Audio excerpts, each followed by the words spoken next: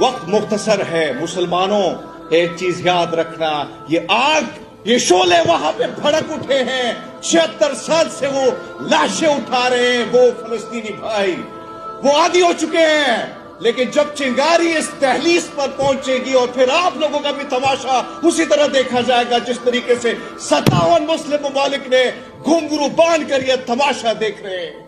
اس بزرگ کی ویڈیو میرے سامنے آتی ہے جو اپنے پودوں کو لاد میں اتارتے ہوئے کہہ رہا ہے کہ حضرت محمد صاحب سے گلہ کرنا، کہنا کہ آپ کی امت بڑی بے حس ہو چکی ہے، ڈرپوک ہو چکی ہے، اس سے کہنا کہ لوگ تماشا دیکھ رہے تھے اور اسرائیل ہم پر بارود پھینک رہا تھا۔ یہ حالات آپ کے ہو گئے ہیں، مقدمے کرتے ہیں ہم پہ، کہتے ہیں آپ پر مقدمہ کریں گے، کرو مقدمہ۔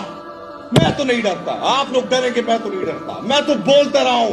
میں تو یہ کل بھی میں نے کہا ہے کہ جب سے یہ لڑائی شروع ہوئی ہے میں اپنے گرو گوبند سنگھ جی کے سامنے جانے کو تیار ہوں۔ میں کہوں گا کہ میں ظالم کے خلاف کھڑا تھا، مظلوم کے ساتھ کھڑا تھا۔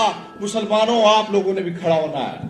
مجھے کسی نے کہا کہ آپ بھی لوگ کرتے ہیں تو آپ امریکہ نہیں جا سکیں گے، آپ کو ڈالر تک رسائی نہیں ہوگی، یورپ نہیں جا سکیں گے۔ میں نے کہا باہر بھیجے ایسے ڈالر، باہر بھیجے امریکہ کا ویزا، نہیں جاؤں گا، میں ادھر ہی رہوں گا، یہ میری ریاست ہے، میرا ملک ہے۔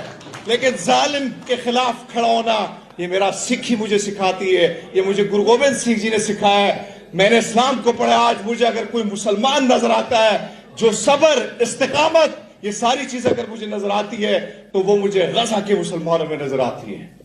مسلمانوں جاگنا ہوگا آپ سب کو۔ یہ جنگ باطل کی، ظالم کی اور مظلوم کی جنگ ہے، اور یہ جنگ مسلمانوں کی جنگ نہیں ہے، یہ انسانیت کی جنگ ہے، انسانیت کا درد دل رکھنے والی